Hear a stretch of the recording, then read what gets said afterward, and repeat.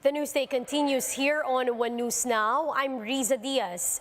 NTF Medical Advisor Dr. Ted Herbosa warns that the Omicron XE subvariant is more infectious than the Omicron variant. In the Laging Handa briefing, Herbosa said that the Omicron XE is a recombinant which contains both characteristics of a BA1 and a BA2 variants. Herbosa said that the new subvariant is worrisome as neighboring country Thailand has reported its first case of the Omicron XE. Ito ay 10 times more transmissible than Omicron na nangyari sa atin. Kaya siyempre nakabantay tayo and hopefully yung ating border control, yung negative PCR test para sa mga dayuhan na bibisita sa Pilipinas ay maging sapat sa pag-prevent ng pagpasok ng Omicron XE.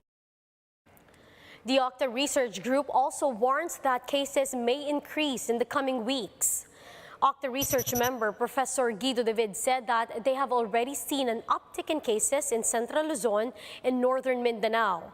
However, David said that this is still not a cause for an alarm. Despite this, a possible surge in cases may still happen in April or May. Possible talaga na baka magkaroon ng pagtaas ng bilang ng kaso kasi ngayon na nagsisimula na yung magkaroon tayo ng waning immunity dahil January tayo nag-surge. Ngayon nakatatlong buwan na posibleng may mga kababayan tayo na yung antibody levels nila humihina na bumababa. One senatorial candidate says there is a huge problem in the implementation of the Universal Healthcare Law. In an interview with a chief senatorial aspirant, Dr. Mingita Padilla said that the 280 billion peso budget for the universal health care has yet to be distributed. Padilla added that the execution of the law has always been a problem in the Philippines. Kulang ng oversight. Because one of the functions of legislation is oversight. And I have realized now that, instead of making more laws, we have a lot of good laws, but they're not being implemented. Padilla also blamed the unreliable system of PhilHealth for the many issues hounding the agency. The senatorial bet said that the agency's system is porous and fragmented and not integrated, which leads to corruption within PhilHealth. Well, PhilHealth po, it's not just the fund disbursement, it's systemic problems. No? I think when I was here before, I don't know if I discussed the information technology system of PhilHealth is porous and fragmented. Butas-butas ho at patsa-patsa, hindi siya integrated. And you cannot have that for a health insurance company. Now, we'll be back with more stories after the break. Keep it here on One News.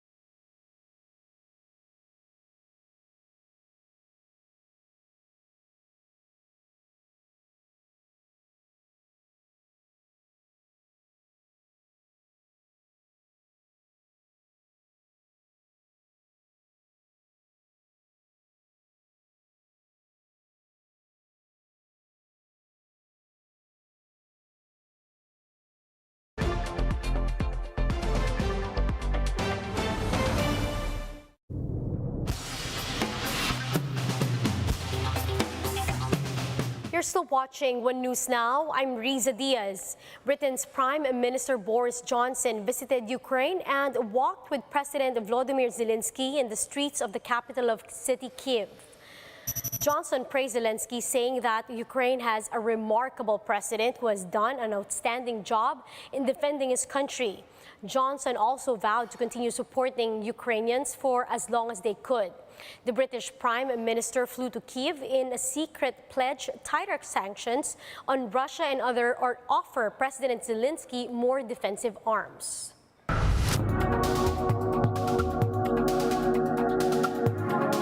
High food costs have been a problem since the onset of the pandemic. Now, how can countries alleviate this? More details in this Bloomberg video. And prioritize those areas. Who do you think is doing it right, Jordan? I mean, you mentioned, of course, we need lawmakers to sort of step in, but I think they're going to go on recess in a few days for 2 weeks. And so this crisis is going to be elongated until somebody steps in. So I'm wondering if globally there is, somebody else or another country that's sort of stepping up in a way that you think is effective. Yeah, I think because the crisis in Ukraine is taking all of our attention, there's not a ton of good movement in terms of a global response for the hunger crises at this moment. The one person or one group, I would say, among a few that's doing it right really is the World Food Program. They are working every day to get rations to people who need them, and really being out there and telling people the story about what's happening in these countries that are experiencing hunger crises. There are a lot of issues at play here, and given that this is a global crisis with many causes, the war, drought, and many other issues, is there a way out of this? What is the silver lining here and the direction you could see yourselves moving in if people do act faster? Sure.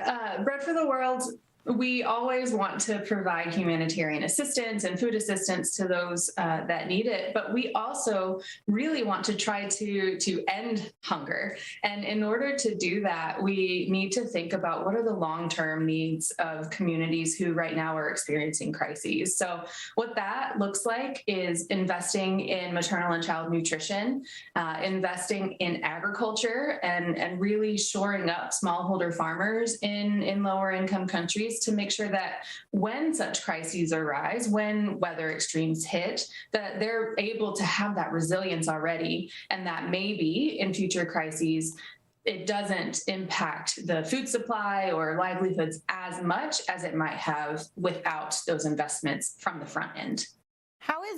You mentioned weather patterns. How is that sort of complicating the work that you're doing and the message that you're trying to get out to a lot of these communities? Yes, we at Bread for the World believe that we cannot end the hunger in our world without also addressing how the weather extremes and climate change are impacting food security, nutrition, and hunger. So yes, it does complicate our mission. What we try to do is to really lift up and amplify the story of what farmers around the world are experiencing because of these weather extremes, and to pass those stories along to Congress, to the public in the U.S., so that people can better understand. And then maybe we can start a conversation about what needs to happen to address it. And those are the top stories of the hour. Join us later again at 10:15 in the morning as we continue to monitor the day's biggest stories. You can also catch One News on Signal Play app. Register for a free account now at www.signalplay.com and stream One News live anytime, anywhere. I'm Riza Diaz. Mask on, wash hands, and stay safe, Philippines. We are One News.